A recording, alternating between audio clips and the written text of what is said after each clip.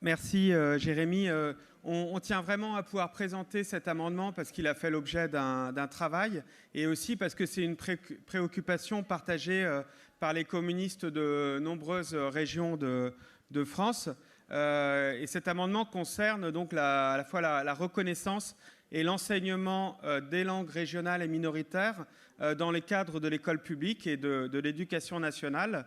Et c'est un amendement qui a tourné aussi sur le réseau Langue et Culture de France et qui ne nous apparaît pas être un amendement mineur qui devrait être simplement versé à une réflexion ultérieure sur le programme.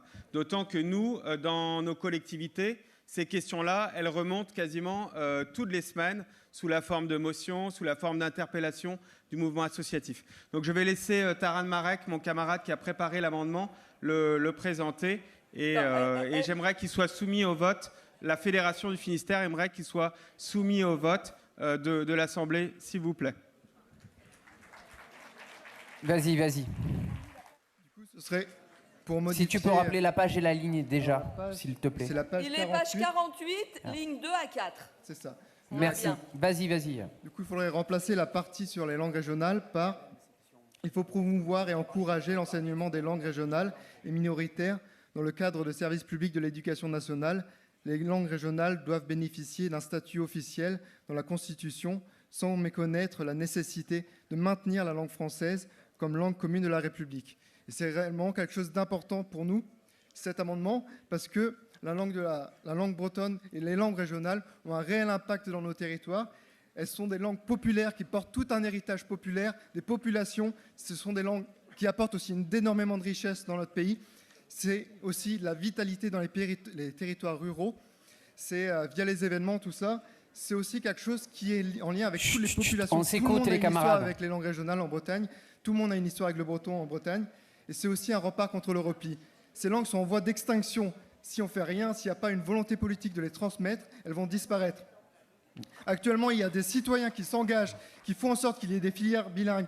On voit la jeunesse en Bretagne qui s'engage dans les associations, qui décide de travailler avec les langues régionales, qui décide d'utiliser ces langues régionales. Il y a une réelle volonté. Et nous, en tant qu'élus, on doit se battre pour, dans les pas de Marcel Cachin, dans les pas de ce qui a été dit par Roussel lors de sa venue à Morlaix. Tout ça pour dire, dans tout ce qui a été fait, il faut réellement agir maintenant. Merci mon camarade. La parole à la commission, Marie-Christine, sur cet amendement-là. Alors, la commission a bien étudié cet amendement qu'elle n'avait pas oublié, mais qu'elle avait versé sur la question programmatique. J'explique la position de la commission, et puis après, les congressistes décideront.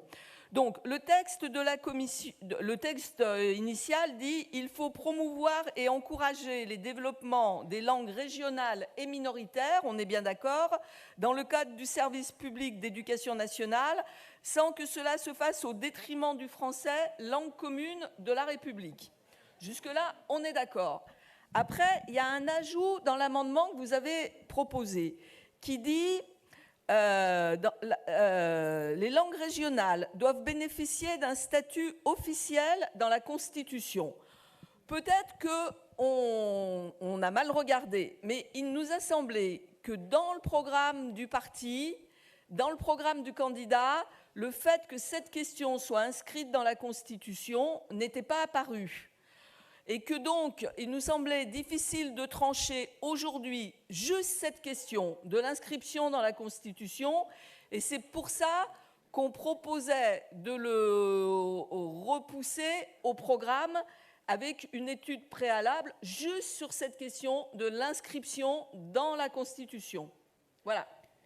Merci. Je vous propose de passer au vote si vous souhaitez un vote. 2 secondes. Savoir si... Vas-y. Juste, c'est important de modifier la Constitution parce que dès qu'on essaye de faire quelque chose pour les langues régionales, l'article 2 est utilisé contre. Et ça a été le cas de Blanquer. Ok, donc je conclus que vous voulez passer au vote sur cet amendement-là malgré tout. Non, sur l'avis de la commission, on passe au vote. Oui, non, sur l'avis de commission.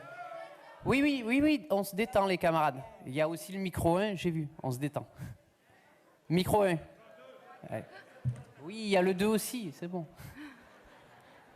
Bonjour, Élodie Lebeau-Fernandez de la Fédération de Haute-Garonne. Nous avions proposé également un amendement qui apparemment n'a pas été non plus reçu par la commission texte.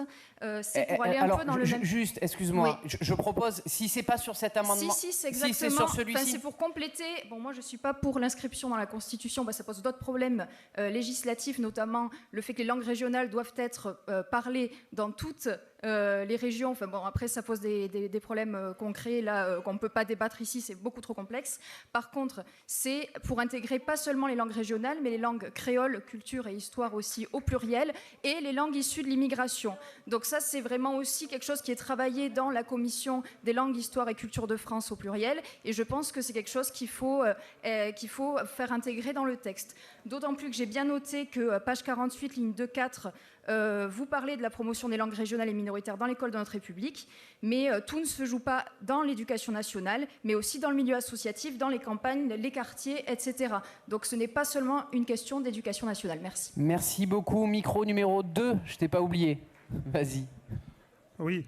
Alors je vais revenir sur ce qui vient d'être dit quand même, parce que alors, je suis du Pays Basque, donc le sujet des langues régionales, on le connaît. Alors, et désolé mon camarade de Bretagne, je ne vais pas aller dans ton sens. Voilà.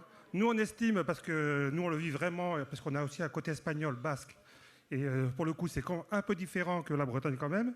Aujourd'hui, nous, on n'est pas pour un changement de la Constitution en faveur des langues régionales, parce que demain, c'est dans les conseils municipaux ou dans divers lieux politiques, on nous forcera, on n'aura pas le choix de parler basque lors de ces réunions. Aujourd'hui, chez nous, on fait des conseils municipaux en 2 langues. Voilà. Ceux qui sont basques, qui font l'intervention, ils le font et en basque et en français.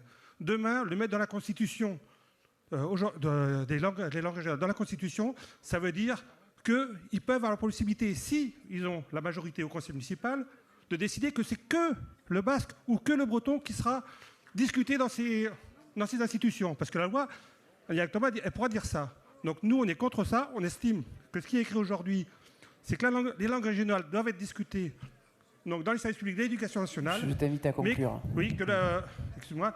Et que le français doit rester la langue française commune. Ce qui n'empêche pas le développement des langues régionales, qui est un atout dans notre État. Voilà. Merci mon camarade. La parole à la Commission avant de passer au vote. Marie-Christine, c'est à toi. Oui, alors le débat montre bien qu'il y a besoin d'instruire un certain nombre de questions. J'entends ce que tu dis. Là, on est quand même resté sur le service public. C'est pour ça qu'on était sur l'éducation nationale. On peut élargir au-delà des langues régionales et minoritaires. Mais bon, il faut qu'on fasse un point sur quelle langue ça concerne. Et ensuite, sur la question de la Constitution, il y a bien un débat. C'est un débat qui doit être instruit. Donc, moi, je propose que qu'on s'engage et que le Conseil national qui sera élu s'engage à instruire ce débat. Mais il me semble qu'on ne peut pas trancher cette question de la Constitution aujourd'hui. Et donc, l'avis de la Commission, c'est qu'on vous propose de laisser le texte en l'état,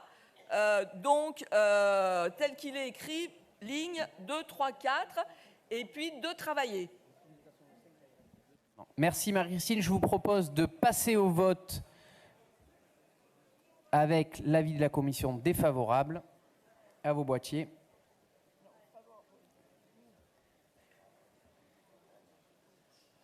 Alors, je vous le dis, pendant que vous votez, les camarades, il nous reste encore 2 chapitres, même si on n'a pas beaucoup perdu de temps, on n'en a pas récupéré pour autant sur le chapitre 5. Il nous reste encore deux amendements, je crois, sur le chapitre 5.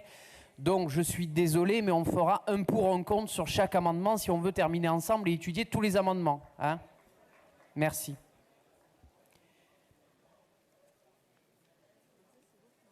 L'amendement n'est pas retenu. La parole à Maryse sur l'amendement